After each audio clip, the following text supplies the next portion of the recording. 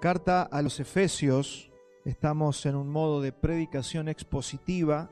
Ya estamos en la parte número 5 y el título para el día de hoy es El sello del Espíritu Santo.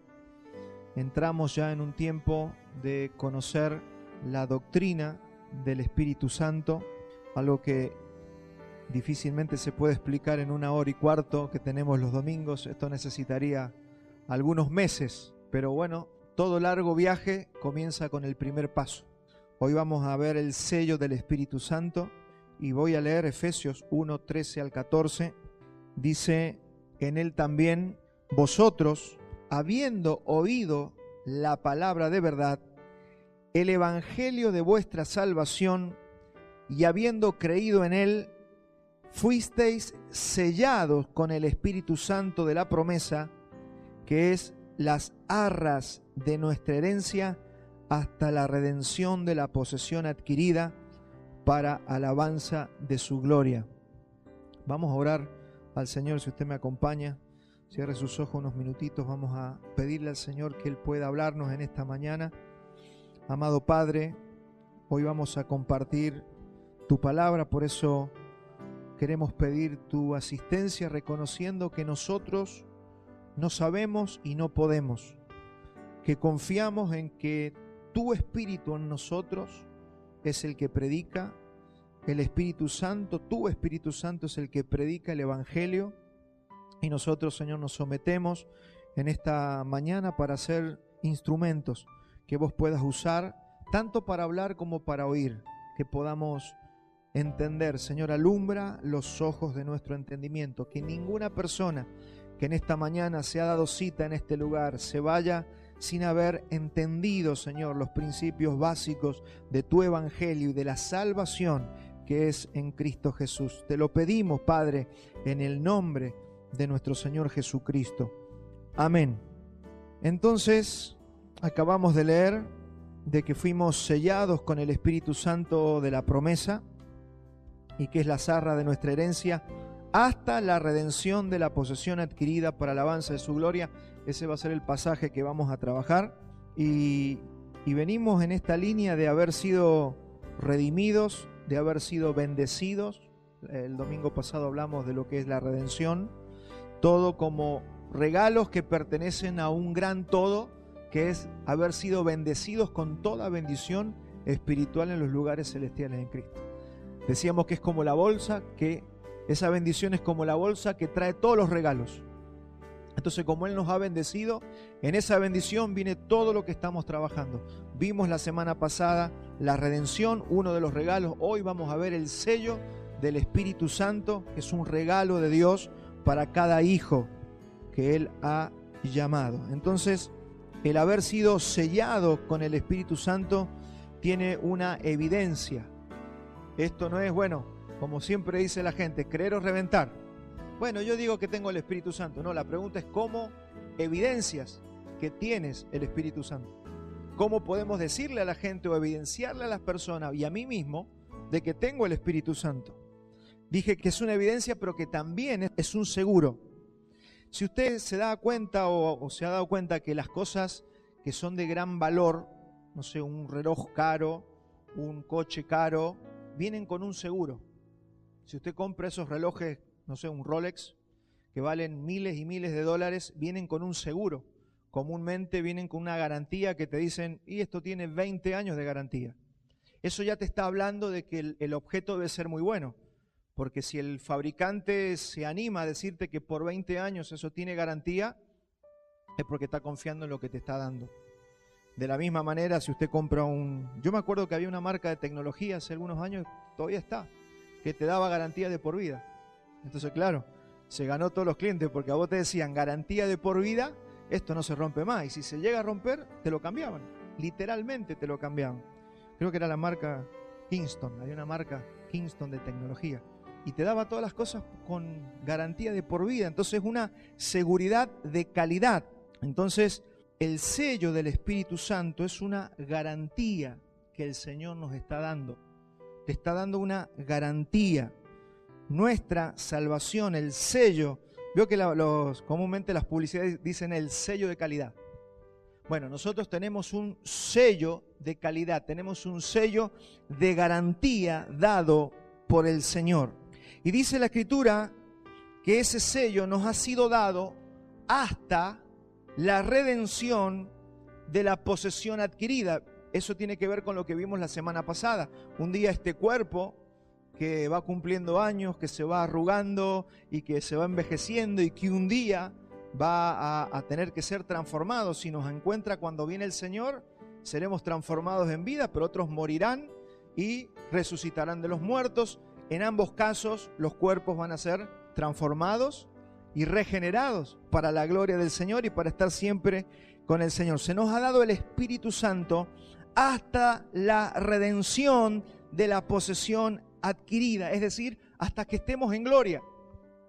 Usted tiene un seguro dentro suyo que le está diciendo que hasta que usted esté glorificado, usted no se pierde. Usted tiene un seguro que dice: estamos seguros en Cristo Jesús.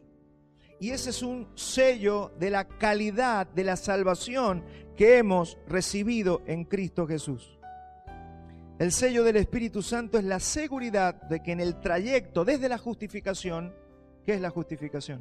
El día que usted creyó y recibió el perdón de pecados, y usted comienza ese viaje, esa carrera que dice el apóstol Pablo, que vamos hasta llegar a la glorificación. ¿Cuántos creen eso? ¿Cuántos creen que vamos a terminar glorificados como lo mismo que le pasó al Señor Jesucristo, porque somos sus herederos? Y dice que vamos a recibir la misma herencia que Él.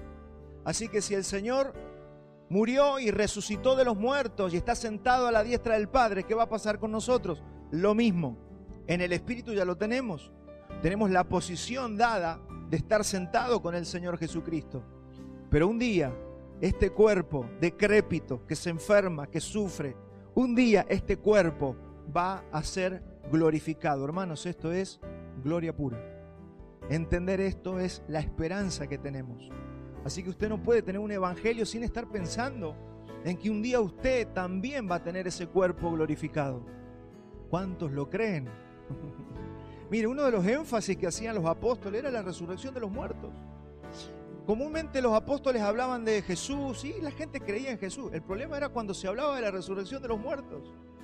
No eran muchos los que creían en la resurrección de los muertos. Por eso yo le hago la pregunta varias veces a usted en esta mañana. ¿Usted cree?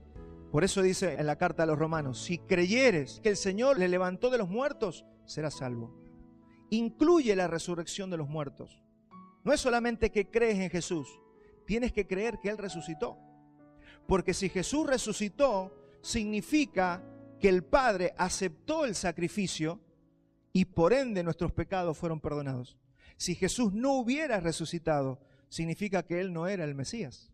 Por eso es tan importante creer y entender la resurrección de los muertos, pero no es nuestro tema la resurrección. Nuestro tema hoy es el sello del Espíritu Santo en nuestras vidas. Y dice aquí Efesios, si seguimos otra vez en el mismo versículo: en él también vosotros, habiendo oído la palabra de verdad, el evangelio de vuestra salvación, y habiendo creído en él, fuisteis sellado con el Espíritu Santo de la promesa. ¿Por qué es el Espíritu Santo de la promesa? ¿Qué es la promesa? Es la promesa que hizo Jesús. Vamos a leer cuando Jesús nos hizo esa promesa. Juan 16:7. Todos ustedes se acordarán cuando Jesús le prometía a los discípulos y a sus oyentes. Fíjese Juan 16:7. Pero yo os digo la verdad, os conviene que yo me vaya, porque si yo no me fuera, el Consolador no vendría a vosotros. Mas si me fuere, os lo enviaré. Ahí está la promesa. La promesa del Espíritu Santo. Jesús les prometía el Espíritu Santo a todos aquellos que lo estaban oyendo. Juan 14:26. Mas el Consolador, el Espíritu Santo, a quien el Padre enviará en mi nombre, Él os enseñará todas las cosas y os recordará todo lo que yo les he dicho. Entonces, imprescindible el Espíritu Santo para vivir una vida cristiana. Por eso siempre hay que aclarar esto. En el mundo hay millones de personas que dicen que son cristianos, pero no son todos cristianos porque digan que son cristianos. Son cristianos solo aquellos que han recibido el Espíritu Santo. Porque es el Espíritu Santo el que les enseñará todas las cosas y es el Espíritu Santo el que les hace recordar todas las palabras de Jesús. Por eso si usted ve a un cristiano que dice, bueno, pero que yo no me acuerdo la palabra. No, porque yo no sé, ni sé qué dijo Jesús. Ah, es que me olvidé. Dudemos si es un cristiano. Si un verdadero cristiano tiene al Espíritu Santo que le hace acordar la palabra de Dios. Ahora la pregunta es, ¿por qué hemos sido sellados? Y hay muchas cosas, esto es muy amplio. Hoy vamos a tratar de trabajar el principio, el comienzo, el primer paso para entender toda esta doctrina del Espíritu Santo. ¿Por qué hemos sido sellados? Primero, una de las causas, porque Dios es un Dios celoso. Vamos a leer Éxodo 25. Esto está en los 10 mandamientos. Y dice el Señor, no te inclinarás a ellas, hablando de las imágenes. No te inclinarás a ellas, ni las honrarás. Porque yo soy Jehová tu Dios, fuerte, celoso, que visito la maldad de los padres sobre los hijos hasta la tercera y cuarta generación de los que me aborrecen. Acá les está haciendo una advertencia.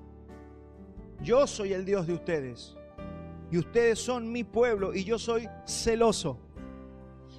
Acá estamos hablando de un celo santo, no estamos hablando de los celos enfermizos de algunas personas, estamos hablando del celo común y normal que usted debe tener por su esposa o por su esposo. El celo lógico es un celo santo de que uno cela con celo santo sus cosas.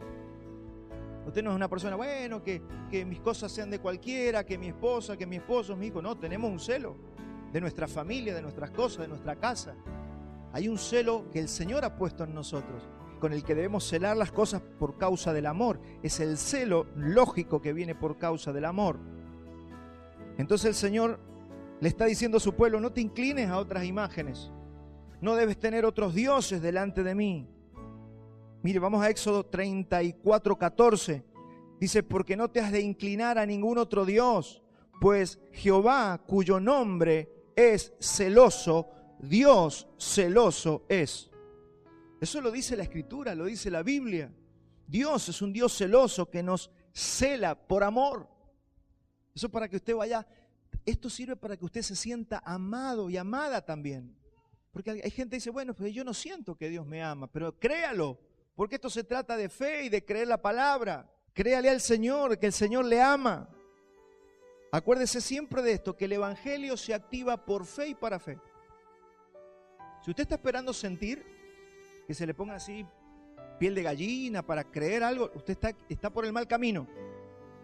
La Biblia se cree o no se cree. La Biblia es por fe. Dice Pablo, el Evangelio es por fe y para fe.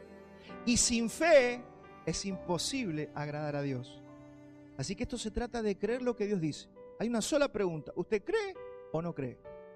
Y ahí se termina todo. Mire Santiago 4:5. Esto se lo leo porque yo quiero que usted entienda que Dios le ama y que Dios le cela y que Dios quiere estar con usted. Dice Santiago 4:5, ¿o pensáis que la Escritura dice en vano, el Espíritu que Él ha hecho morar en nosotros nos anhela celosamente? El Espíritu Santo quiere estar con vos.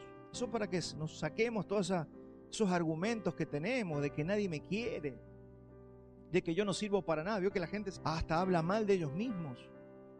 Hermanos, Dios nos ama, por eso estamos aquí. Dios nos ha atraído hacia Él con cuerdas de amor. ¿Y sabe qué está esperando Dios? Que usted le crea. No que usted sienta, que usted lo crea, porque luego de creer, la fe va a dar resultado. Y usted claro que va a sentir, y usted claro que va a ver las cosas, los resultados, pero esto empieza por la fe. Nunca el Evangelio se empieza sintiendo o viendo, se empieza creyendo. Así que no espere que le vaya bien para sentir que Dios lo ama. No es así. El camino se empieza por la fe. Crea que Dios le ama y usted va a ver los resultados de que Dios le ama. Por eso el Señor dice, quiero que me crean.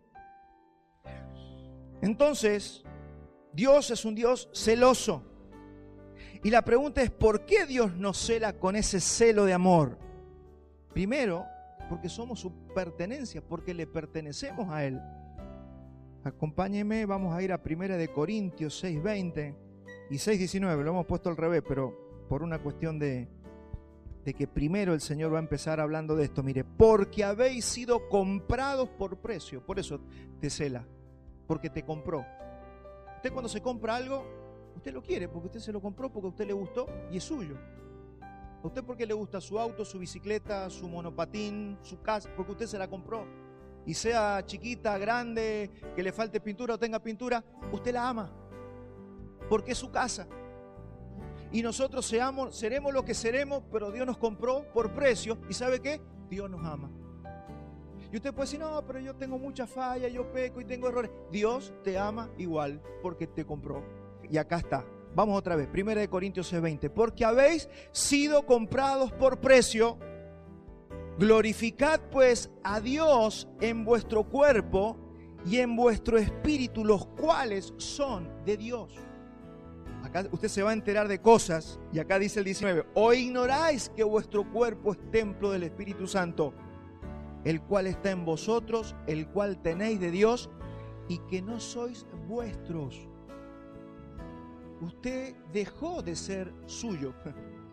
En realidad usted nunca fue suyo. Lo que pasa es que usted creía que usted era suyo, pero usted nunca fue suyo. Antes estaba preso del pecado y ahora le pertenece a Dios, pero en realidad usted es pertenencia de Dios desde la eternidad.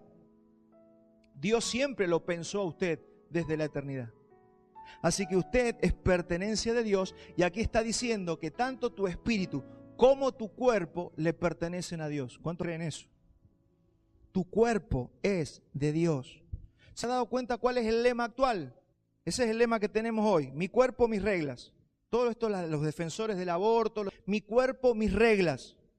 Por eso usted ve cómo proliferan estas ideas del aborto, la idea de los tatuajes, de la fornicación. Mi cuerpo es mi cuerpo. Yo fornico porque quiero. El famoso libre amor, el adulterio, el cigarrillo, las drogas, el alcohol, la mala alimentación. Mi cuerpo, mis reglas, dice la gente. No hay nada más equivocado que esa idea. Porque tu cuerpo le pertenece a Dios. Porque tu espíritu le pertenece a Dios. Nosotros no somos de nuestra propiedad. Nosotros le pertenecemos al Señor. Siempre estuve en contra de estas cosas dentro de los ambientes cristianos, por ejemplo. Cuando los seres humanos arriesgan el cuerpo y lo ponen en riesgo. Una vez me enojé con un pastor porque vio ese puenting, creo que se llama, que se atan con un elástico en los pies y se largan de un puente y quedan colgando así, y les gustan esas cosas. Le digo, y yo no me entraba en la cabeza. Digo, un hijo de Dios no puede hacer esas cosas. Oh, te estás poniendo religioso. No, el tema es cuidar.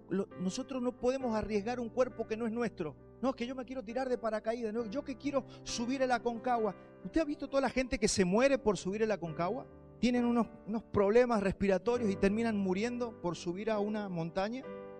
Y usted me va a decir, pero pastor, usted se está metiendo en la vida privada. No, estoy diciendo que tenemos un cuerpo que debemos cuidar. Y si usted verdaderamente va a creer al Evangelio, va a creer a lo que la Biblia dice, usted no puede andar ni subiendo la Aconcagua. No estoy poniendo un dogma, no estoy poniendo una regla ni una ley. Cuide su cuerpo. No puede estar tirándose desde un puente de cabeza. Mire, a muchos se les cortó el elástico y terminaron siendo una mancha roja en el paisaje. ¿Para qué? ¿Qué necesidad de arriesgar nuestros cuerpos? No, yo me voy a poner un piercing, yo me voy a poner un tatuaje. Hermano, yo sé que está en la moda de los tatuajes, pero tengo que decirte que tu cuerpo no es tuyo. Veo que todos preguntan en las iglesias, ¿se puede poner tatuaje o no se puede? ¿Se puede poner aros o no se puede? La gente se pone aros en cualquier lugar. ¿Se puede o no se puede? El tema no es si se puede o no se puede, porque la Biblia no dice, no os pondréis un piercing. No dice eso. Lo que dice es que tu cuerpo no es tuyo. Y si yo quiero agradar a Dios, voy a cuidar mi cuerpo y lo voy a proteger. Mi cuerpo no me pertenece. El cuerpo es el vehículo para cumplir con un propósito de Dios en la tierra. Eso es como cuando te dan el vehículo en la empresa para que usted vaya hasta su casa y vuelva a la empresa y usted agarre, ¿vio? Los políticos agarran los autos del Estado y se van de vacaciones. Y así les va también cuando los descubren. Porque ese vehículo no es para que ellos anden de vacaciones, ese vehículo es para el trabajo. El Señor nos ha dado un cuerpo para cumplir un propósito eterno. Para eso nos llamó, por eso dijimos que nos compró con precio. Por eso nos dice que no somos nuestros, sino que somos de Él, que le pertenecemos a Él y Él nos cela con un celo santo. Así que tenemos que ser buenos administradores. Salgámonos de la discusión de si se puede o no se puede, que el tatuaje, mire, si usted ya tiene un tatuaje ya está.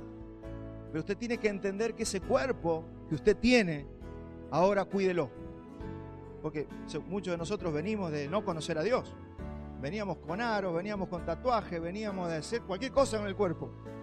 Pero una vez que usted llega a Cristo, se supone que entendemos el Evangelio y lo empezamos a cuidar. Eso es lo que se espera. No es que esté en pecado porque tiene un tatuaje, no estoy diciendo eso. Quédese tranquilo, pero simplemente cuando somos conscientes empezamos a entender la voluntad de Dios. Entonces todo lo que el hombre hace, lo que el hombre sin Dios hace, es un desafío al que le dio la vida. El ser humano vive desafiando al Creador. Y lo más triste es que muchos cristianos no están cuidando su cuerpo e imitan las costumbres de las naciones, las costumbres de los pueblos que nos circundan. Recuerde que usted ahora es una nación santa. Usted es un pueblo de Dios, un linaje escogido por Dios. Entonces tenemos que respetar y cuidar este vehículo que el Señor nos ha prestado solamente por algunos años. Y siempre estas preguntas traen discusiones, pero cuando entendemos este principio rector, toda la discusión pasa a segundo plano. Entonces, iglesia, somos mayordomos y vamos a tener que rendir cuenta de cómo cuidamos nuestro cuerpo. Vamos a 1 Corintios 3:16. Yo le voy poniendo todos los versículos y los pasajes para que vea que esto no es un invento ni del pastor ni de los cristianos. No, esto está en la Biblia, esto está en la Escritura y nosotros nos regimos por la palabra de Dios. 1 Corintios 3:16 dice: ¿no sabéis que sois templo de Dios y que el Espíritu de Dios mora en vosotros? Le está hablando a los cristianos, los creyentes, los que han creído. Y dice: si alguno destruyere el templo de Dios, Dios le destruirá a él. Porque el templo de Dios, el cual sois vosotros, santo es. O sea, se espera que nuestro cuerpo sea santo. O sea, no es santidad ascética como las religiones. No, esto es una santidad que el Señor nos demanda por causa de todo lo que estamos hablando. Yo que hay gente que hasta las macumbas se santifican para hacer sus rituales, pero no estamos hablando de esa santificación. Eso lo hacen para los demonios. Nosotros estamos hablando del cuerpo que el Señor nos ha dado y que debemos proteger, y por eso estamos tocando el tema del sello del Espíritu Santo. Es como que usted me pida a mí prestada la camioneta blanca y yo se la presto. Usted se la lleva y me la trae pintada de verde con 10 calcomanías y vamos a entrar en un problema. Yo le presté la camioneta, pero no era para que usted le cambie el color, le ponga todos los calcos, le cambie, no sé, le polarice los vidrios. No, tenemos algo prestado. El cuerpo es algo que el Señor nos ha prestado y que nosotros debemos bien administrar. No podemos modificar lo que ha sido prestado. Por eso es tan aberrante esto de que la gente se quiere cambiar de sexo. O sea, imagínense, si Dios lo creó hombre, ¿para qué nos vamos a querer cambiar a mujer? Todo entra dentro de la misma aberración y de que el hombre va en contra de la voluntad de Dios. Entonces, aunque usted maneje por un tiempo mi camioneta sigue siendo mía. Yo se la he prestado. Y usted la va a tener que devolver lo mejor que pueda el día que le toque devolverla. Lo mismo cuando alquilamos una casa. Nadie hace modificación en una casa alquilada. Tiene que preguntar al dueño. Y así nosotros con nuestro cuerpo no podemos hacer lo que se nos dé la gana. El cuerpo no es nuestro y la vida tampoco es nuestra. Entonces nosotros cuando empezamos a leer la Biblia y vemos que Él dice que el Señor es celoso de sus cosas y que nos cela con celo santo, es porque somos pertenencia del Señor. Y aquí entra todo lo que venimos viendo la semana anterior con el tema de la redención. ¿Cuántos se acuerdan la definición de redención? Dijimos que ser redimidos es rescatar o liberar algo por medio del pago de un precio. Eso fue lo que el Señor y lo que nos está diciendo recién también en Romanos. Fueron comprados por precio. Fuiste comprado por precio, así que honra al Señor con tu cuerpo y con tu espíritu. Vamos a 1 de Pedro 1:18. Porque no es que fuimos comprados por 2.50 pesos. Fuimos comprados por lo más caro que existe en el universo, que es la sangre del Señor Jesucristo. Cuando usted estudia, lee lo que es la cruz y por qué Jesús, que era Dios hecho hombre, tuvo que morir y derramar sangre, lo que estaba haciendo, aparte de redimirnos, era comprarnos. tuvo que pagar un precio. Primera de Pedro 1:18 dice sabiendo, empieza con sabiendo, es que usted lo tiene que saber. Sabiendo que fuiste rescatados de vuestra vana manera de vivir, porque usted y yo antes de conocer a Dios vivíamos vanamente para nosotros, haciendo con el cuerpo lo que queríamos, haciendo con nuestro espíritu lo que queríamos, hacíamos brujerías, hechicería, fornicábamos, adulterábamos, nos metíamos droga, nos metíamos alcohol, eso hacíamos antes. Pero acá dice, sabiendo que fuiste rescatados de esa vana manera de vivir, la cual recibiste de vuestros padres, no con cosas corruptibles como oro o plata. Mire, está poniendo el oro y la plata como cosas corruptibles, comparándola con la sangre de Cristo, lo más precioso que puede haber en el universo. Sino con la sangre preciosa de Cristo, como un cordero sin mancha y sin contaminación, porque Jesús nunca pecó. Y derramó una sangre sin pecado para rescatar nuestras vidas que sí tenían pecado.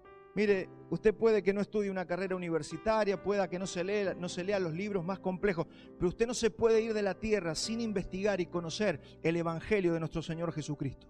Por lo menos el Señor le ha dado 10, 20, 30, 40 años de vida. ¿Es para eso?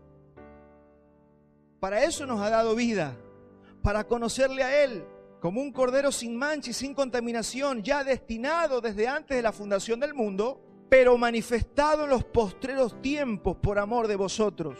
Yo le llego a prestar mi auto a usted por un año, yo se lo presto, pero yo me voy a hacer el distraído, pero de reojo voy a estar mirando si lo lava, si le echa buena nafta o le echa de la mala. ¿Somos así con las cosas o no? Vamos a estar viendo si maneja a 200 por hora o la cuida. Somos así, el Señor está mirando cómo nosotros cuidamos su pertenencia. Nuestro cuerpo, nuestra alma, nuestro espíritu. Es normal y Dios es celoso de nosotros. No se asuste. Está bien que Dios nos cele con celo santo, porque nos ha comprado y es por esa causa que nos ha sellado con el Espíritu Santo de la promesa. Ese sello tiene muchos beneficios, podríamos hablar horas y horas y horas, pero una de las tantas cosas es que ese sello que hemos recibido, es que ese sello nos cuida de los ladrones, nos cuida de los enemigos. Usted se ha pasado por el campo alguna vez, va a ver que a las vacas o a los toros se les pone un sello, ahí, indeleble, se sellan con fuego. ¿Por qué? Porque cuando se pierde un caballo, una vaca, un toro, la gente sabe, no se lo puede llevar cualquier paisano de ahí de la región. No, este tiene un sello, esto pertenece a la familia tal. O sea, te protege, ese sello protege a los animales de los salteadores, de los ladrones. Hermanos, si Satanás ve nuestras vidas, lo que va a ver es un sello por el Espíritu. ¿Por qué Satanás no puede tocarnos? Aunque algunos andan peleando con el diablo, hermano, todo ese evangelio, sálgase de ese evangelio que la gente tiene ganas de pelear con el diablo. El diablo no nos puede tocar, excepto que Dios dé una orden como hizo con Job y le dijo, bueno, tócalo hasta ahí. Pero ¿quién le dio el permiso a Satanás para tocar a Job? Dios. A la gente le gusta así, tiene esa mente bélica, ¿no? De que estamos en una gran batalla peleando contra Satanás y gritan a las nubes. Hermano, tenemos que entender el evangelio. Yo tengo un sello que dice que soy propiedad del Señor y Satanás no puede arrebatar mi alma. Hay gente que le ha dicho, no, usted ore despacito porque el diablo conoce los pensamientos. El diablo no conoce sus pensamientos, no los puede conocer. Hay que liberarse de una teología totalmente perversa que ha permeado en gran parte del cristianismo. Claro, porque eso atrae gente, ¿no? Es popular, a la gente le gusta ese estilo de evangelio, pero no tiene nada que ver con la Escritura. Vamos a 1 de Juan 5:18. Dice, sabemos que todo aquel que ha nacido de Dios, si usted tiene la convicción, levante su mano y diga, yo soy un nacido de Dios. Dice que si usted es nacido de Dios y ha levantado la mano, no practica el pecado. ¿Peca? Sí, pero no practica el pecado. Antes éramos campeones del pecado. Mientras más pecábamos, nos sentíamos mejor. Desde que vino el sello del Espíritu Santo a nuestras vidas, pecamos y nos sentimos tan mal que tenemos que ir a pedir perdón automáticamente. Eso es lo que va manifestando, y me estoy adelantando un poquito al mensaje, de qué pasa con ese sello que tenemos. Entonces dice, sabemos que todo aquel que ha nacido de Dios no practica el pecado, pues aquel que fue engendrado por Dios le guarda, y el maligno no le toca. Ese caballo, esa vaca, que tiene sello, en un mundo normal dice, no, esto es de la familia tal y se lo lleva. Mira, acá se le perdió el caballo. Satanás no puede tocarnos a gusto y piacere. Ahora, ¿qué es lo que demanda Dios de sus redimidos, de nosotros? Y grábese esta palabra que le voy a decir en esta mañana, porque Dios siempre ha exigido lo mismo. Ha exigido exclusividad. ¿Qué pide Dios de vos? Que seas exclusivo de Él. Por eso te llamó, por eso te compró, por eso te redimió y por eso te puso sello. Yo que en la escuela teníamos una lapicera, algún lápiz bonito y le poníamos el nombre, el apellido. Es mío. Nadie me lo saque, nadie me lo toque. Esa cartuchera es mía, esa carpeta es mía. Tiene mi nombre. El Señor ha puesto su nombre dentro de nosotros. Y eso, hermanos, si usted, como yo, tuvo la experiencia, yo hasta los 21 años viví sin Dios. Después de los 21 años empecé a vivir con Dios y el cambio fue abismal. Antes, literalmente, me pegaba, todo lo malo que había en el mundo me pegaba, hasta que parece que el mundo espiritual empezó a ver el sello que había en mí. Y empezaron aunque se intenta, no pueden tocarte. Satanás no puede robar tu vida, Satanás no puede matarte, Satanás no puede enfermarte porque a él se le dé la gana, a Satanás no puede, solamente tiene para hacer en tu vida lo que Dios le da permiso de hacer. Por eso también el Señor ha permitido que seamos afligidos mientras estemos en la tierra. Pero toda la aflicción que vamos a recibir no está fuera de la soberanía y de la voluntad del Señor. Dígame si esto no te da para vivir relajado, tranquilo. Sí, pero usted, pastor, no sabe lo que yo estoy viviendo. Sí, yo sé, eso está permitido por el Señor. Y no estamos siendo simplistas, es lo que el Evangelio dice. Porque todas las cosas a nosotros, las cosas que Dios permite, nos ayudan a bien. Todo nos va a ayudar a bien, porque usted y yo necesitamos pasar por aflicciones, porque hay cosas que de otra manera usted no las dejaría. Hay cosas que si usted y yo no pasamos por aflicción, nosotros nos tiramos a chanta, no lo hacemos, dejamos el pecado en nuestras vidas, empezamos otra vez a pecar y el Señor tiene que traer algunas aflicciones, como vamos a ver enseguida aquí en la Escritura. Mire, vuelvo a decir la palabra, exclusividad. Dios te quiere para Él. Dios no te quiere compartir con nadie, no te quiere compartir con otros dioses, no te quiere compartir con el mundo, no te quiere para Él. Yéndonos al extremo, ¿no? Y si usted no quiere ser para Dios, séale claro a Dios, mire Señor, yo no te quiero, yo no quiero saber nada con vos, yo quiero hacer mi vida. Pero séale claro, pero los que tenemos el sello del Espíritu Santo le decimos, Señor, hemos entendido esto, queremos ser exclusivamente para vos. Proverbios 8:31. Usted sabe que la sabiduría es la personificación de Cristo en las Escrituras. Mire la sabiduría lo que dice, Proverbios 8:31. Me regocijo en la parte habitable de la tierra y mis delicias son con los hijos de los hombres. Cristo se regocija y su delicia es compartir con cada uno de nosotros, con los que a Él ha llamado para su gloria. Usted sabe que Cristo está escondido en el Antiguo Testamento. Y si usted lo busca, lo va a encontrar. Cristo en el Antiguo Testamento, uno de los disfraces que tiene es la sabiduría de Dios. Él es la sabiduría que luego se manifiesta en Cristo Jesús. Entonces debemos creer y aceptar que Dios desea tener comunión con nosotros, mi hermano. Esto es difícil hacérselo creer a los creyentes, que lo entiendan. Dios desea tener comunión con vos. Que no te quiere compartir con nadie. Dios no desea que tengamos deleite fuera de Él. Parece extremo, pero es así. Por eso Él dice, no se deleiten en las cosas de este mundo, salgan de Babilonia, no toquen lo inmundo, salgan de allí y yo los voy a recibir. Él no puede recibir, aunque seamos hijos, pero si vamos cargados con toda la basura de Babilonia, como ya vamos a ver enseguida lo que es Babilonia, Él no puede recibir, Él puede decir yo te amo, pero no te puedo recibir, no puedo tener comunión con una persona que no deja lo inmundo, que no deja de tocar la mugre de este mundo. Y tenemos un ejemplo en el Antiguo Testamento, que es la historia de Israel, y más específicamente, que recomiendo que vayan leyendo Primera y Segunda de Reyes.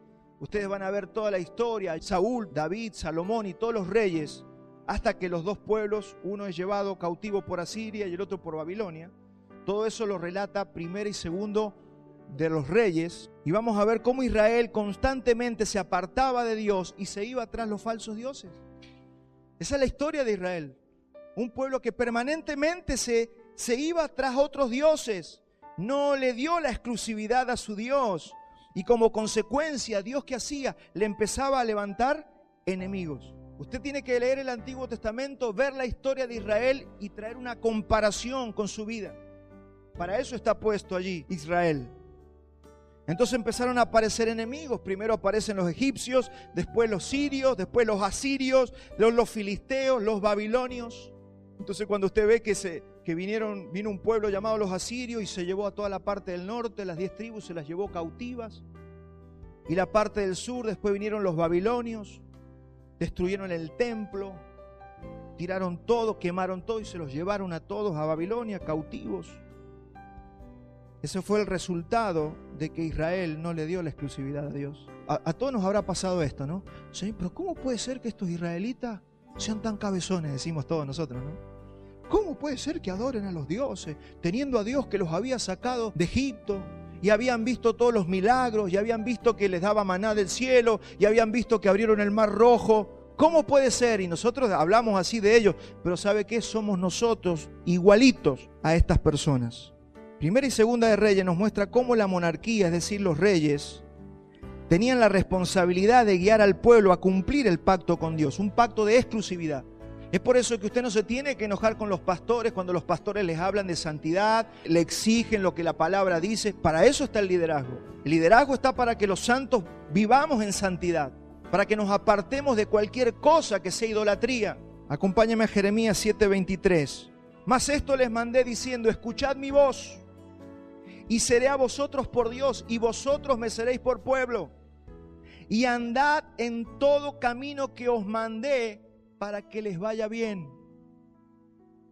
Hermanos, esto es un tema entre Dios y nosotros. Acá el diablo, en criollo se lo voy a decir, no pincha ni corta.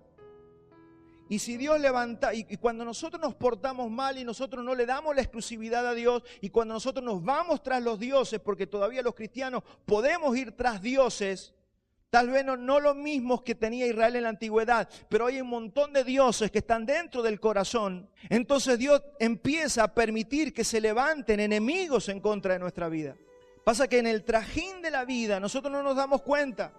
No, es que no, lo que me pasó es que bueno, fue mala suerte. No, es que esta persona... No es mala suerte. Se empiezan a levantar enemigos por causa de cómo nosotros somos con el Señor. Lo triste del Antiguo Testamento es que los mismos reyes fueron los que llevaron al pueblo a la idolatría, como está pasando hoy en muchas partes del mundo. Líderes livianos que permiten el pecado, que toleran un montón de cosas en las congregaciones, y nosotros tenemos el riesgo de conducir a los mismos pueblos que nosotros les predicamos el evangelio, llevarlos a la idolatría. Claro, porque si yo soy idólatra, ¿quién soy yo para demandarle a usted que usted no sea idólatra? Porque si yo ando rodeado de vicios, entonces ¿con qué cara le voy a decir a usted que no tenga vicios? Entonces, claro, como los líderes, los reyes, la monarquía fue liviana, permitió eso y todo el pueblo se fue detrás de los ídolos. Desde Salomón, cuando usted empieza a ver la historia de Salomón, vamos a leer un pasaje, supuestamente el rey más sabio que tuvo Israel, el rey Salomón. Vamos a Primera de Reyes 11:1. Antes de leer esto, la ley de Dios en Deuteronomio decía que los reyes no debían tener muchas mujeres. No tengan muchas mujeres, ni se casen con mujeres de otras naciones, porque se van a ir atrás de los dioses de las mujeres de las otras naciones. Y ahí vamos a leer, mire la vida de Salomón, Primera de Reyes 11:1. Pero el rey Salomón amó, además de la hija de Salomón, a muchas mujeres extranjeras, a las de Moab, a las de Amón, a las de Edom, a las de Sidón, a las Eteas, gente de las cuales Jehová había dicho a los hijos de Israel, no llegaréis a ellas. Esa palabra llegaréis es nos uniréis en matrimonio, ni ellas se llegarán a vosotros, porque ciertamente harán inclinar vuestros corazones tras sus dioses.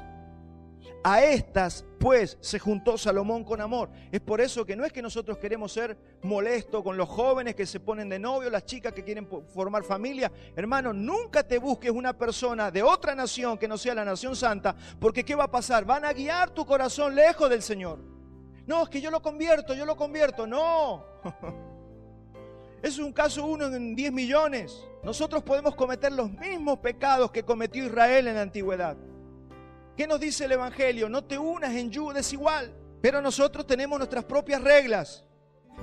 El problema son las consecuencias que vamos a ver dentro de 10, 20 años.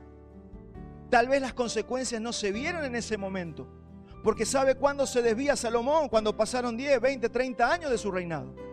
Empezaron a adorar y lo vamos a leer ahora. Y tuvo 700 mujeres reinas y 300 concubinas. 1969 mujeres tuvo. Y sus mujeres desviaron su corazón.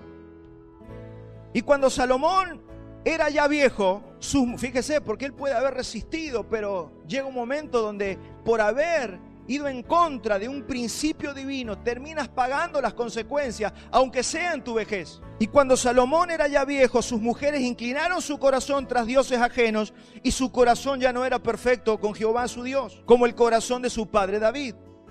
Porque Salomón siguió, fíjese, esto es increíble, siguió a Astoret, diosa de los sidonios, a Milcom, ídolo abominable de los amonitas. E hizo Salomón lo malo entre los ojos de Jehová, y no siguió cumplidamente a Jehová como David su padre. Entonces edificó, no solamente que lo siguió, dice, Salomón edificó un lugar alto a Quemos, ídolo abominable de Moab, en el monte que está enfrente de Jerusalén, a Moloc, ídolo abominable de los hijos de Amón. Así hizo para todas sus mujeres extranjeras, las cuales quemaban incienso y ofrecían sacrificios a sus dioses. Dígame si no es increíble la vida de Salomón. Supuestamente el hombre que pidió sabiduría, que Dios le dio sabiduría. ¿Se da cuenta que no se trata de sabiduría? Esto se trata de tu corazón. Es cómo es tu corazón para con Dios. No, es que yo estudié muchísimo. No. Usted puede estudiar toda la Biblia que quiera. ¿Cómo es tu corazón? ¿Amas a Dios o no amas a Dios? ¿Y qué pasó por esto que hizo Salomón? Dios le levantó adversarios. Empezaron a aparecer los enemigos. Nosotros vamos a tener dos enemigos en la vida. Los enemigos naturales, por causa de que somos hijos de Dios, y siempre va a haber una resistencia al Dios que usted lleva dentro. Va a haber gente que te va a rechazar porque no quiere a Cristo, el Cristo que usted tiene. Pero hay otro tipo de enemigos que se levantan porque nosotros nos desviamos tras los falsos ídolos, otros dioses, y no le dimos la exclusividad al Señor. Usted sabe que luego de Salomón empezaron los problemas. ¿Y qué pasó luego de que Salomón hubiera hecho toda esta aberración que hizo? Estos problemas hicieron que su hijo fuera un necio para gobernar, porque el que suceda a Salomón es Roboam. Entonces se ve que no era muy alumbrado y comenzó a oprimir el pueblo. Oprimió al pueblo de tal manera que el general del ejército dijo, no, yo no voy a vivir bajo este rey, y se separó la nación. Acá donde comienza el norte y el sur, hasta acá Israel era toda una nación. ¿Qué empieza a pasar cuando hay idolatría, hay divisiones? ¿Por qué las iglesias se dividen? Por los ídolos del corazón de las personas. Donde hay una iglesia santa que no tiene ídolos en el corazón, es una iglesia que se ama, que pueden pasar años sin peleas, sin contienda, pero hemos visto a través de la historia cómo en nuestras iglesias mucha gente se ha dividido en las iglesias, han fracturado la iglesia, los dolores son agónicos. He visto pastores llorando tirados en el piso por la agonía del ministerio por causa de estas cosas que empiezan a pasar en las iglesias. Divisiones. Pero esas divisiones, como dice el proverbio, la maldición no viene sin causa. Claro que la iglesia va a tener enemigos, que nos van a atacar, que vamos a tener resistencia. Eso ya está estipulado. El problema es cuando permitimos por los pecados dentro de la congregación, y entiéndase los ídolos modernos como la fornicación, el adulterio y otras prácticas que comúnmente tienen los cristianos en escondidas porque no se las cuentan a nadie. Entonces empiezan a venir los problemas, no solamente a la congregación, a los hogares. Y usted dice, ¿por qué se divorció este matrimonio? ¿Por qué esta casa, esta familia viven a las peleas? Parecen perro y gato por los pecados que están permitiendo dentro de esa casa. Entonces cuando nosotros no le damos la exclusividad de nuestro corazón, y por eso yo se decía a los varones hace un tiempo, somos responsables de nuestra casa. Varones, somos responsables más que nuestras mujeres. Somos nosotros los que debemos ser santos. Somos nosotros los que tenemos que dejar los vicios, la pornografía, el adulterio, la fornicación, porque todo eso va a terminar trayendo maldición sobre tu casa. Este Roboam hizo lo que quiso, permitió esta división. Vamos a Reyes 12, 28, 29. Este general que se quedó con la parte norte de Israel, acuérdense que se quedaron 10 tribus en el norte y 2 tribus al sur. En el sur estaba Jerusalén y el norte, acuérdense que todos iban a adorar al templo que estaba en Jerusalén. Y este tal Jeroboam, se parece pero no es el mismo, el de un lado empezó a gobernar Jeroboam, el norte, y el sur por Roboam, el hijo de Salomón. Entonces te dijo, bueno, para que la gente no se me vaya a Jerusalén a adorar, yo le voy a hacer unos lugares para que adoren aquí y no se me vayan al sur, a Jerusalén. Reyes 12, 28 al 29. Y habiendo tenido consejo, hizo el rey, mire quién lo hizo, el rey. Hizo el rey 2 becerros de oro y dijo al pueblo, bastante habéis subido a Jerusalén. He aquí tus dioses, oh Israel, los cuales te hicieron subir de la tierra de Egipto, y puso en Betel uno y otro ídolo en Dan. Hizo 2 ídolos, 2 lugares altos. Hermanos, luego de que Dios los había sacado de Egipto, habían experimentado la gloria del Señor en esa Pascua en Egipto, el mar abriéndose, no se le gastaba la sandalia y la ropa. Habían tenido cientos de victorias hasta que habían entrado a la tierra prometida. Habían tenido victorias sobre muchos pueblos. Conscientemente se estaban yendo a los ídolos. Y traje hoy para graficarles un poco lo que era la idolatría de Israel. Si me acompaña la primera imagen. Yo quiero simplificar el tema de la idolatría, porque si no nos ponemos a estudiar tantos dioses que las naciones, mira, hay un solo Dios que las naciones adoran, se llama Satanás, Lucifer. Está disfrazado de cientos de nombres, pero es el mismo diablo. Cuando los israelitas adoraban a Baal, este es Baal y esta es la Acera. Cuando adoraban a estos dioses, lo único que estaban haciendo era adorar a Lucifer. Nada más que los diferentes pueblos, al tener diferentes lenguas, le llamaban diferente a los dioses. Pero era el mismo Dios. El que siempre quiso usurpar el lugar de Dios. El que siempre quiso ocupar el trono de Dios, que es Satanás.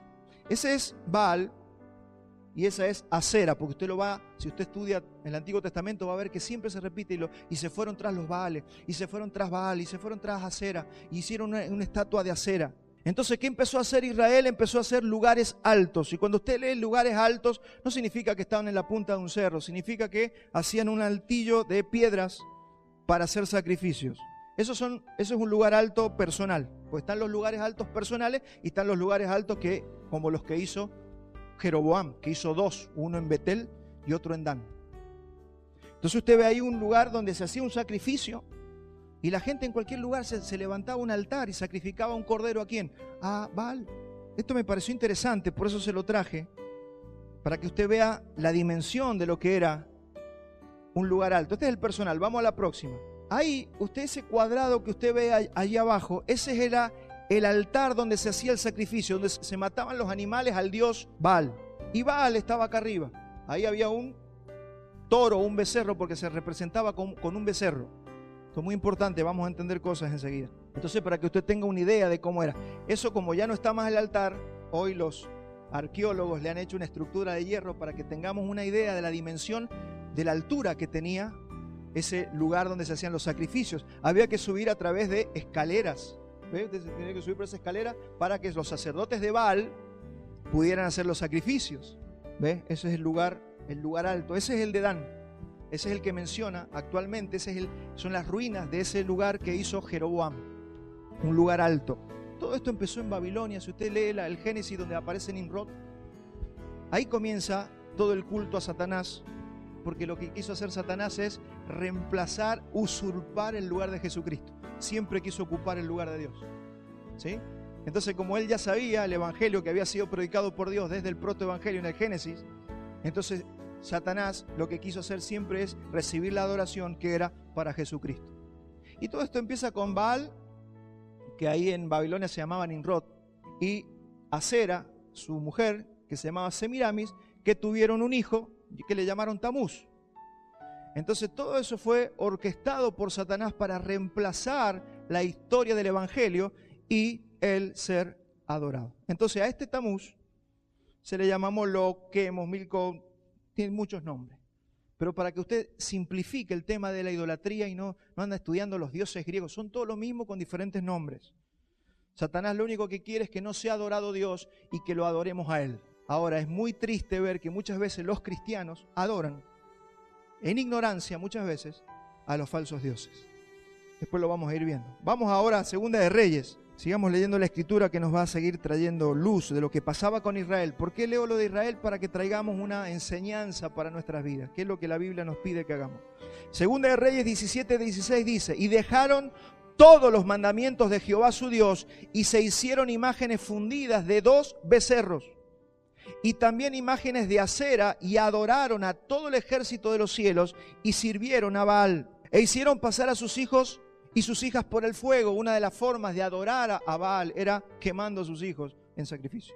Por eso la ley decía: no harás pasar a tus hijos por el fuego. ¿Qué es lo que está pasando hoy? Que está sonando en las naciones de la tierra. ¿Por qué se están perdiendo tantos niños? ¿Por qué se pierden tantos niños? Porque están haciendo sacrificios para fortalecer sus vidas. Según lo que dicen algunos, es para no envejecer, tomando la sangre de los niños, violando niños. Dice que ellos a través de esos rituales fortalecen sus vidas. Por eso hay que estar más atentos que nunca. A los padres, cuidado, no es que para que tengamos miedo, pero estemos atentos. No es que se pierden los niños, los buscan con un propósito. Hicieron pasar a sus hijos y sus hijas por el fuego y se dieron a las adivinaciones y a los agüeros y se entregaron a hacer lo malo ante los ojos de Jehová, provocándole a ira, y Jehová por tanto se airó en gran manera contra Israel y los quitó de delante de su rostro, y no quedó sino solo la tribu de Judá. Hay una consecuencia por la idolatría. Seas hijo de Dios o no seas hijo de Dios, hay consecuencia para la idolatría. Mas ni aun Judá guardó los mandamientos de Jehová su Dios, sino que anduvieron en los estatutos de Israel, los cuales habían hecho ellos mismos. Se habían hecho ellos las leyes. Mire, cuando usted estudia la historia de Israel, de 39 reyes, solamente 2 fueron buenos reyes. ¿Y cómo se evaluaba si había un buen rey?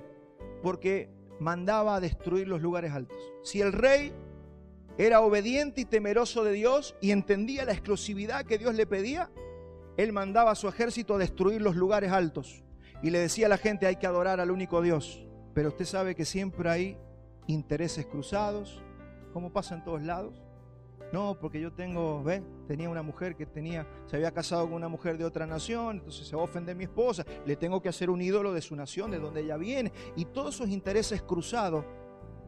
Por eso yo tengo que ver qué voy a poner primero, si la prioridad de mi esposa, de mis hijos, de los compañeros de trabajo, o voy a poner primero al Señor. Eso es lo que tenemos que decidir. No importa que sea mi esposa, no importa que sea tu esposo, primero es mi Dios. No importa que sea mi hijo, no importa que sea mi amigo de la iglesia, es primero Dios.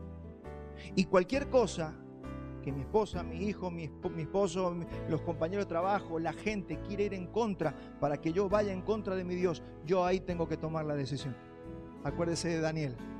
Le dijeron a Daniel: bueno, adoren a la imagen, nosotros no la vamos a adorar y te vamos a prender fuego. Y préndame fuego. ¿Dios me librará o no me librará? Pero yo he nacido para adorar a Dios. Él me compró a precio de sangre. Esta es la decisión de todos los días, hermano. Todos los días tomamos esta decisión. Cuando te ofrecen ese negocio por zurda, cuando te ofrecen comprar eso robado, todos los días usted decide. Esas posibilidades que le toca a veces a la mujer o a los varones de engañar a su esposa, a su esposo, ahí tomas la decisión.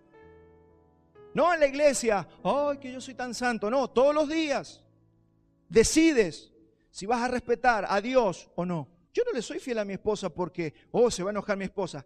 Obvio que sí, pero primero es porque no quiero ofender a Dios. ¿Y sabe qué pasa en un matrimonio? Cuando la mujer respeta a Dios, cuando el varón respeta a Dios, hay un matrimonio que es deleitoso. Por eso no te cases en yugo desigual. 39 reyes tuvo Israel, solamente 2 hicieron destruir los lugares altos. Esto explica por qué vino Babilonia, los destruyó y se los llevó cautivos, y por qué vino Asiria, los destruyó y se los llevó cautivos. Y fíjese esto es muy curioso, porque ellos estaban confiados. ¿Sabe qué decía Israel? No, a nosotros no nos va a pasar nada. Los del norte, porque ellos adoraban en Dan y adoraban en Betel, adoraban a los lugares. Pero nosotros tenemos el templo de Dios. A nosotros no nos va a pasar nada. Aparte que Dios ha prometido que no va a faltar rey, descendencia de David, en el trono de David. Así que ellos se agarraban de allí para hacer lo que se les dé la gana, no nos va a pasar nada. El problema es que ellos no confiaban en las Escrituras, confiaban en el templo. Y a Dios no le importó nada. Dios dijo, vamos, destruyen el templo. Dios levantó a los babilonios para que destruyeran el templo en Jerusalén. Y se llevaron cautivo a los reyes. Y no quedó rey en Jerusalén. Y ahí empezaron los alaridos. ¡Oh, Dios nos ha fallado! Dios no ha cumplido su palabra. Dios, prometiste que el templo sería el lugar donde tú habitarías. Ellos habían hecho un ídolo del arca. Como los cristianos modernos hacen un ídolo de la reunión del domingo. No, yo voy el domingo a la iglesia y después me la paso toda la semana haciendo lo que se me da la gana. La gente ha tomado la iglesia como un ídolo. Yo me congrego, yo voy a la célula. Sí, no, la pregunta no es si vas a la célula o si te congregas. La pregunta es cómo está tu corazón y si le estás dando la exclusividad a Dios. Hay pastores que están en adulterio y siguen predicando. O sea, ese es el ídolo actual. Todos conocemos la historia de la iglesia. Cuántos hombres cayeron porque creían que porque eran predicadores Dios nunca se iba a levantar contra ellos, y los expuso públicamente y los mostró adúlteros, y cayeron sus vidas, destruyeron su familia. Esto se trata del corazón. No se trata de que eres pastor o eres predicador. El problema es que ellos confiaban en el templo, pero no conocían las Escrituras. ¿Sabe cuál fue el problema de los reyes de Israel? No conocían las Escrituras. ¿Se acuerda cuando David quiere traer el arca y lo pone en un carruaje de madera y con vacas y pone el arca arriba y viene uno y el otro y se muere? Qué malo, Dios, que estaba escrito que el arca había que llevarla, solamente los sacerdotes la podían llevar. ¿Y sabe por qué falló David en eso? Porque no conocía la Escritura. Entonces dijo, bueno, dejémosla ahí. Y fueron a la Escritura y dijeron, mirá, acá dice que el arca la tienen que llevar los sacerdotes, que no la puede tocar nadie. Por eso tenían unos anillos y unos palos para llevarla. O sea, Dios nos ha dicho cómo se vive. Dios nos ha dicho cómo se vive la iglesia. Cómo debemos comportarnos, cómo debemos conducirnos en la iglesia, cómo debemos tomar la mesa del Señor que tomamos el domingo pasado. El Señor nos ha dicho cómo se hace. Cuando dice no la tomes indignamente, te está diciendo para que no comas juicio y condenación. Te lo está diciendo por algo. Después todas las cosas que me pasan, ¿por qué? Porque Dios es malo, porque no se acuerda de mí. Y como dice el proverbio, el hombre necio tuerce sus caminos y luego contra Jehová se irrita su corazón. Y nos enojamos con Dios. Porque no conocemos la palabra, porque no conocemos la Escritura.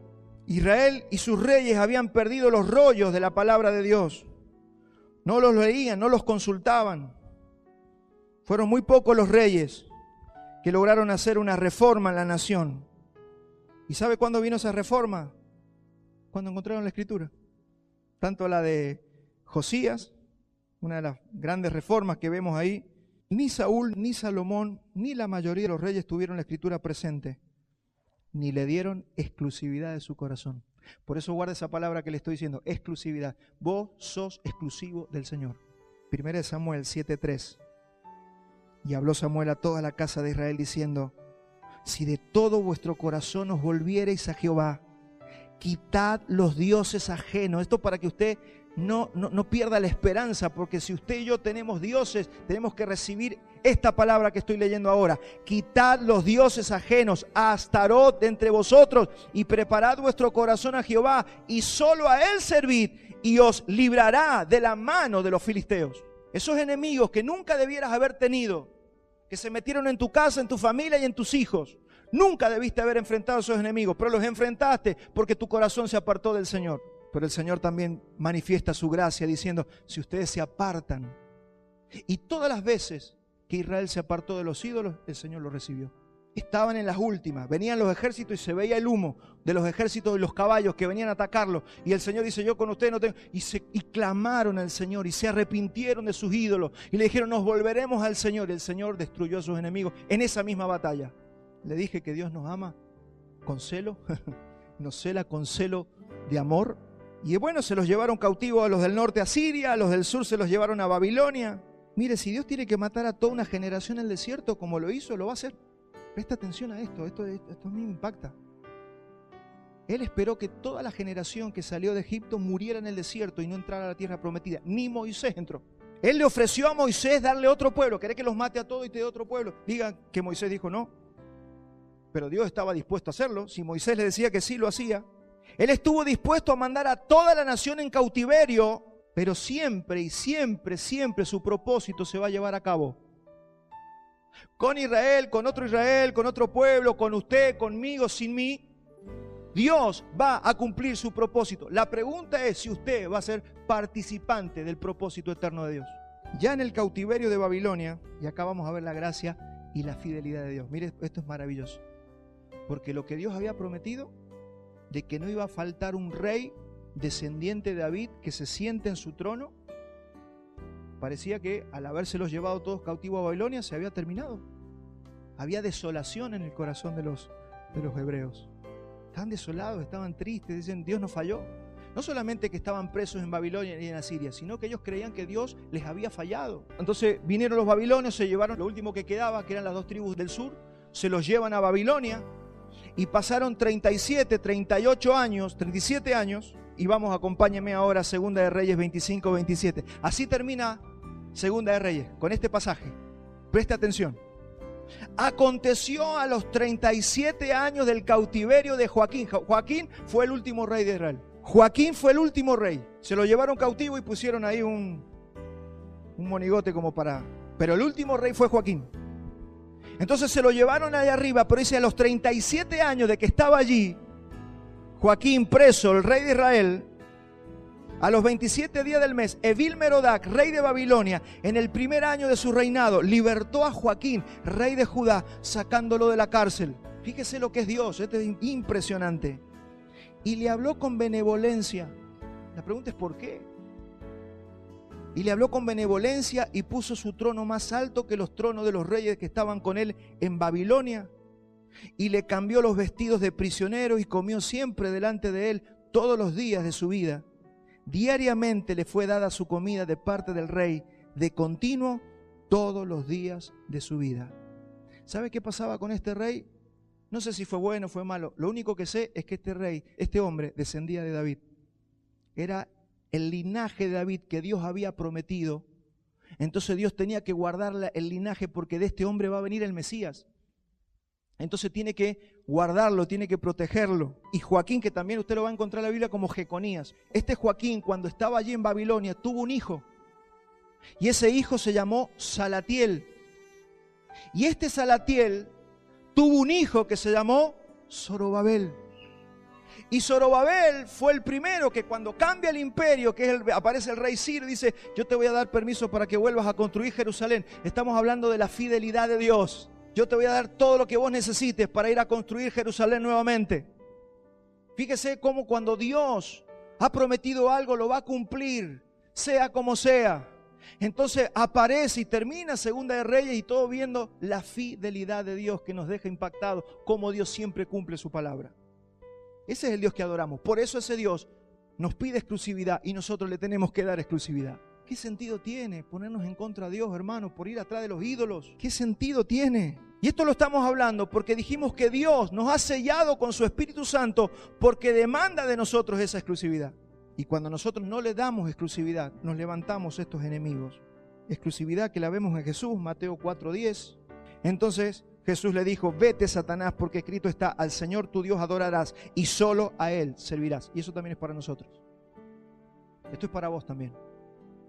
Jesús se lo dijo a Satanás, pero también nos lo dice a nosotros. Solamente el Señor adorarás y solamente a Él servirás.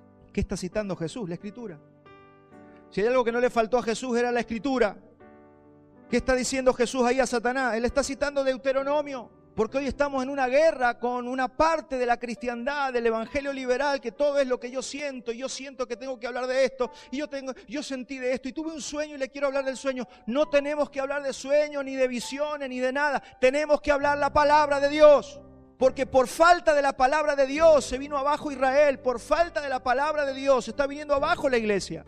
Cada vez hay más psicología en la iglesia. Y Jesús estaba leyendo Deuteronomio 6:13. A Jehová tu Dios temerás y a Él solo servirás. Ahí lo tenemos. y por su nombre jurarás. No andaréis en pos de dioses ajenos, de los dioses de los pueblos que están en vuestro contorno, porque el Dios celoso, Jehová tu Dios, en medio de ti está, para que no se inflame el furor de Jehová tu Dios contra ti y te destruya de sobre la tierra.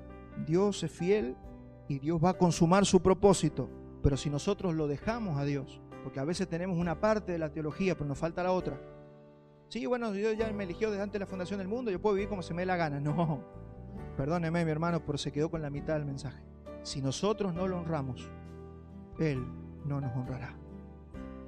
Y esto guárdeselo.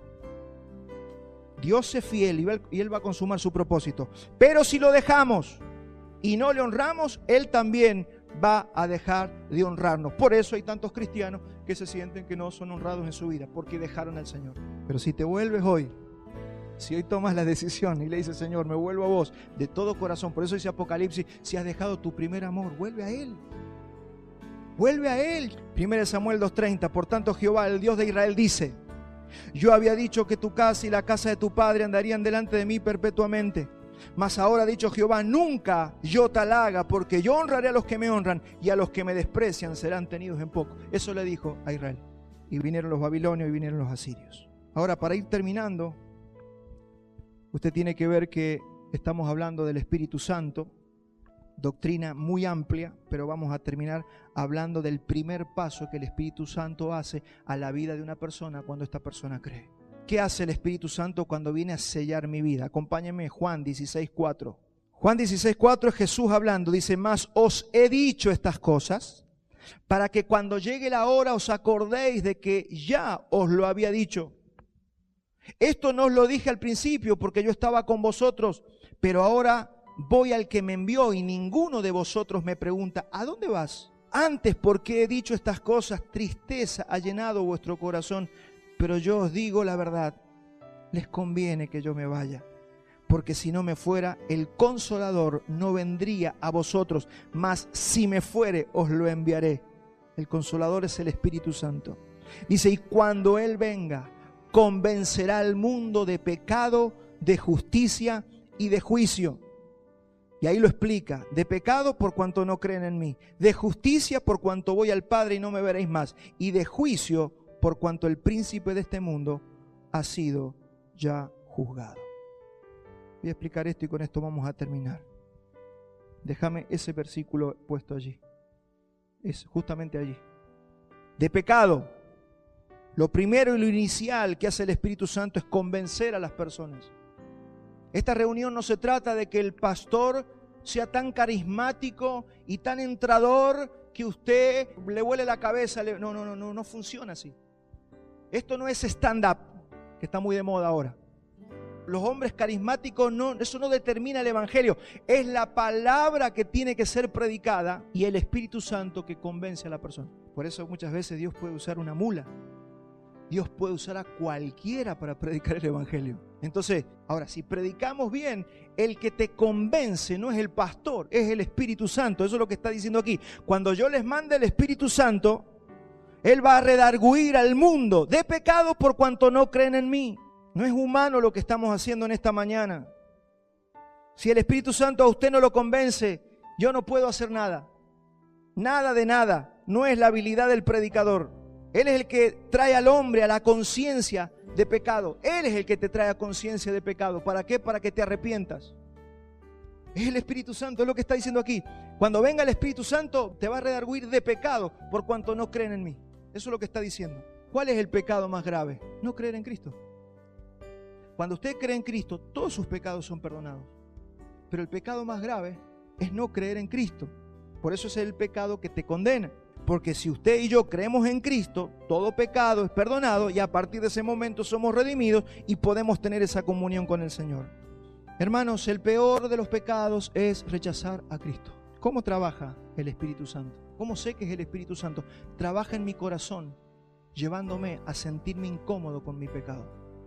Si usted escucha el Evangelio o viene a la iglesia, usted sigue con su pecado y no se le mueve un pelo, es porque el Espíritu Santo no está haciendo nada. Ahora, si usted empieza a sentir una incomodidad con el pecado, es porque se está cumpliendo esto. El Espíritu Santo convence de pecado a los que no conocen al Señor para que vengan al Señor y a los cristianos para que dejemos nuestros pecados. Así que la gloria de esta reunión es que el Espíritu Santo está convenciendo. Y yo espero que tengas el corazón sensible. Porque a veces el Espíritu Santo viene a trabajar en un corazón y el corazón está tan endurecido, que tiene que llevar nuestras vidas a un extremo y ha llevado gente a el último respiro en una cama de hospital para que digan, está bien Señor, te recibo. El amor de Dios es irresistible. Y si vos te endureces y yo me endurezco, nos va a llevar a los extremos. Porque el Señor al que ama, ¿qué? Disciplina. Y azota a todo aquel que recibe por hijo. Así que si te has escogido desde antes de la fundación del mundo, tenelo por seguro que vas a venir a Él o vas a venir a Él. El tema, yo decía como un pastor decía, ¿vas a venir de la mano o de los pelos? Pero vas a venir. Y muchos vinimos de los pelos. El segundo punto, ya para ir terminando, Juan 16:10, de justicia por cuanto voy al Padre y no me veréis más. ¿Qué quiere decir con Él va a redarguir de justicia por cuanto Él va al Padre? Quiere decir que no solo convence al pecador de su pecado, como acabamos de ver, sino también al pecador de la obra de Jesucristo. Nos enseña lo que Jesús hizo en la cruz. Nos empieza a mostrar que no solamente mi pecado, sino la justicia de Cristo en la cruz, su perfección, que fue perfecto, que no pecó, sin embargo fue y pagó por vos. Eso es lo que te empieza a mostrar el Espíritu Santo. ¿Para qué hace eso? Para que podamos vivir el glorioso intercambio que hemos cantado tantas veces. Ese intercambio de que Él se lleva mi pecado y Él me da su justicia. Eso lo hace el Espíritu Santo. Eso no lo puede hacer un pastor, un hermano que predica, no lo puede hacer un anciano de la iglesia. Eso solamente lo puede hacer el Espíritu Santo. ¿Y qué te está mostrando? Que Él fue al Padre, resucitó y el Padre lo recibió y lo aceptó y lo sentó a su diestra por esa justicia perfecta que Jesús tuvo. Todo eso te lo muestra el Espíritu Santo. Yo lo único que tengo que hacer es hablarlo, leerlo de aquí. Y el Espíritu Santo te lo va a ir mostrando. Así funciona el Evangelio. Eso para que bajemos las expectativas de los hombres. Hoy los cristianos están todos embobados con ciertos líderes. Hermanos, no podemos estar atrás de los hombres. Necesitamos escuchar el Evangelio y saber que el que nos está hablando en una reunión es el Espíritu Santo. Porque ¿sabe qué es estar embobado con un hombre? Más idolatría. Porque los hombres idolatran a los hombres. Y por último, de juicio. ¿De qué te viene a hablar el Espíritu Santo? De juicio, por cuanto el príncipe de este mundo ha sido ya juzgado. ¿Qué significa esto? De que el pecado va a ser juzgado y que el príncipe ya fue juzgado en la cruz. Jesucristo lo aplastó la serpiente en la cruz, como había prometido en Génesis, y te dará un golpe en la cabeza. Tú le herirás en el calcañar, pero Él te va a dar en la cabeza, y ese golpe fue certero y mortífero para Satanás. Pero tenemos que saber que hay un poder de juicio dado al Hijo. ¿Sabe qué nos tiene que enseñar el Espíritu Santo en esta mañana? Que vamos a enfrentar un juicio final. Mejor dicho, que hay un juicio final.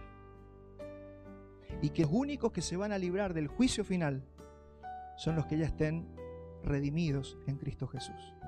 Que iremos a otro tipo de juicio, como hemos enseñado. Sin embargo, vamos a rendir cuentas, pero no vamos a ir a ese juicio final donde Satanás, los demonios, los falsos profetas y todo incrédulo será echado al lago de azufre y fuego. Hemos hecho un global del Evangelio en esta mañana. Así que sepa que hay juicio. Usted necesita la perfección de Cristo. Yo la necesito. Recíbala en esta mañana. Amén. No voy a seguir con el mensaje. Acá vamos a cortar. Póngase de pie.